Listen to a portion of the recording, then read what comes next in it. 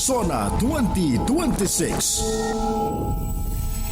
Samantala, nagsagawa po ng lightning protest sa Gate 7 ng Malacanang ang mga miyembro ng Alliance of Concerned Teachers o yung ACT Philippines bago ay kalamang State of the Nation address si Pangulong Ferdinand Marcos Jr. Kinundi na po ng grupo ang pagtuturing ng administrasyon sa education budget bilang historic o makasaysayan habang nananatili umano ang malaking kakulangan sa mga guro, silid-aralan, education support personnel, learning resources at iba pang pangangailangan ng mga paaralan. Nanawagan po ang grupo ng disente at nakabubuhay na sahod, mas maayos na benepisyo, mga taong workload, sapat na pondo para sa public education, job security at proteksyon sa human at trade union rights.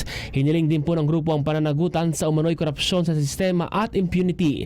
Kabilang sa kanilang mga tiyak na panawagan ng 50,000 pesos na entry-level salary para sa mga guro, pagtaas ng personal economic relief allowance o pera sa 5,000 pisong paglalaan ng hindi bababa sa 6% ng GDP para sa edukasyon at pagwawakas sa kontraktualisasyon.